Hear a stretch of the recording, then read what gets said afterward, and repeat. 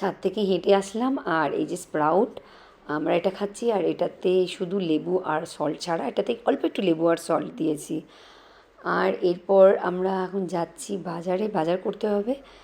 তো ভাবলাম সকাল সকাল গিয়ে বাজারটা করে আসলেই বেটার।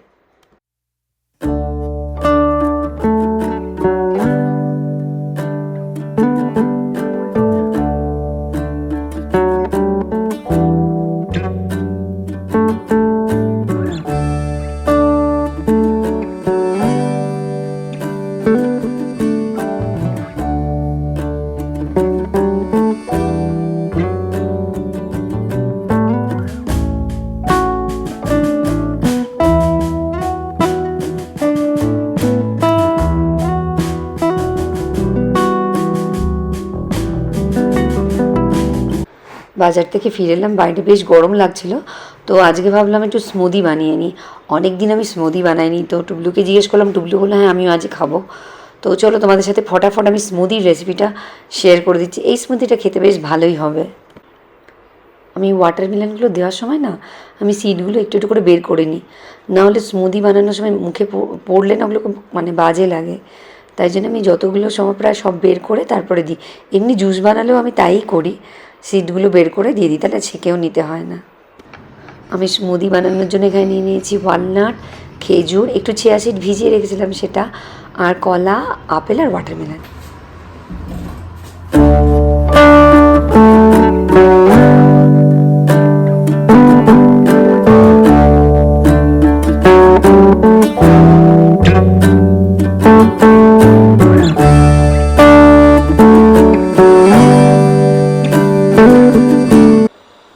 অনেক দিন না মাছের মাথা দিয়ে মুগের ডাল আমাদের করাই হয় না, তো ইচ্ছা করছিল বেশ কয়েকদিন ধরে যে একটু মাছের মাথা দিয়ে মুগের ডাল করব। তো সেটাই এখন রেডি করছি। মাছের মাথাটাকে ভেজে নিলাম তেলের মধ্যে, আমি জিরে আর শুকনো লঙ্কা তেজপাতা ফোড়ন দিয়েছি, পেঁয়াজগুলো একটু ভাজা ভাজা হয়ে গেলে টমেটো দিয়ে দিচ্ছি, টমেটোগুলো একটু ভাজা ভাজা হয়ে গেলে আমি এখানে সমস্ত গুঁড়ো মশলাগুলো দিয়ে দেবো, হলুদ গুঁড়ো, লঙ্কা গুঁড়ো, ধনে গুঁড়ো আর জিরে গুঁড়ো, একটু জল দিয়ে এই মশলাগুলোকে একটু ভাজা ভাজা করে নেবো। আর তারপরে হয়ে গেলে আমি একটু আদা, রসুন আর কাঁচা লঙ্কা একসাথে বেটেছিলাম, তো সেটা দিয়ে দিলাম। এটাকে একটুখানি ভালো করে কষিয়ে নেবো যাতে কাঁচা গন্ধটা একেবারে না থাকে। তারপরে মাছের মাথাটা দিয়ে ডালটাও দিয়ে দিলাম, একটু ফুটে গেলে লাস্টে গরম মশলা আর ঘি দিয়ে নামিয়ে নেবো। তো আমি এইভাবেই মুগের ডালে মানে মাছের মাথা দিয়ে মুগের ডাল করি, তাই ভাবলাম তোমাদের সাথে শেয়ার করি, খেতে খুব ভালো হয়। আজকে দেখো কী কোনো তরকারি বানিয়ে উচ্ছে আলু সেদ্ধ এক্ষুনি মাখবো।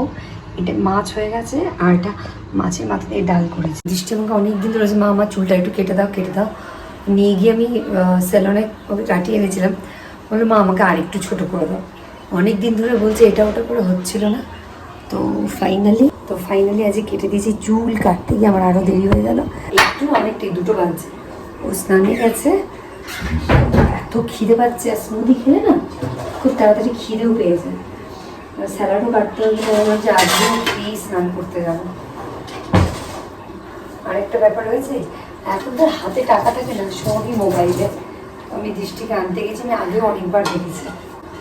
একটা বয়স্ক ভদ্রমহিলা আর কি, বয়স্ক, লাঠি নিয়ে নিয়ে হাঁটছে। তো এসছে আমার কাছে, এমন চায় আর কি, টাকা চাইছে। আমার টাকা তো আমার কাছে নেই, খারাপও লাগছে, রোদ প্রচণ্ড যা বাইরে, সেই রোদের মধ্যে। তারপরে দৃষ্টি এলো, দৃষ্টি পেলাম, দৃষ্টি দেখে আম্মাটা যাচ্ছে, আমাকে টাকা চেয়েছিল, আমার কাছে তো নেই, মোবাইলে পেটিএম, আমি কী করবো? দাঁড়ান একটু জুস আর একটু বিস্কিট কিনে দিই। জুস আর বিস্কিট কিনে দিলাম।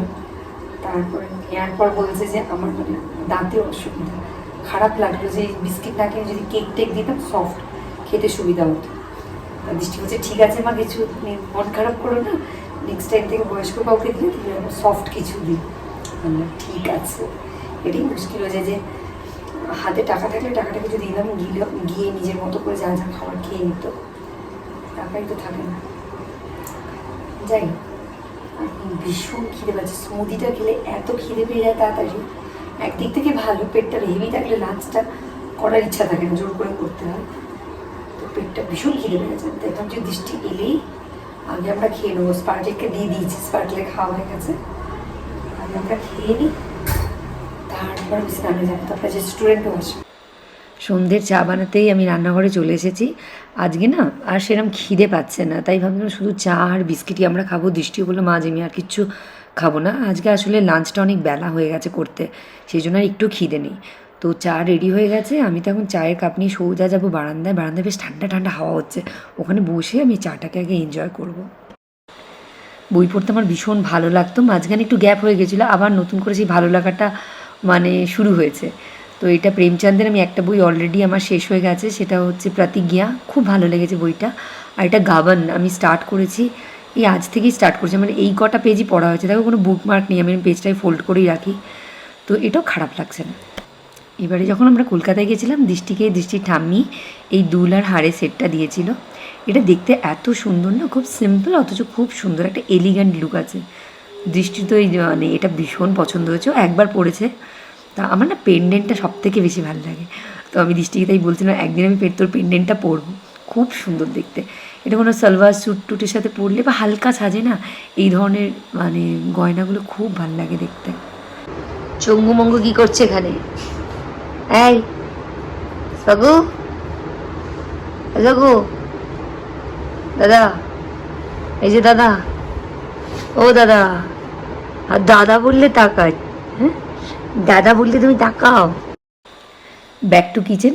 সন্ধ্যাবেলা অ্যাজ ইউজুয়াল আমার কিচেনে আসতে ভালো লাগে না, কিন্তু আজকে উপায় নেই, আজকে আমাকে একটা সবজি বানাতেই হবে। তা ভাবলাম কি বানাই, তাই জন্য একটু ঢ্যাঁড়স আলু আর পেঁয়াজ দিয়ে আমি একটু ভাজা ভাজা করে নেবো আর কি সবজিটা।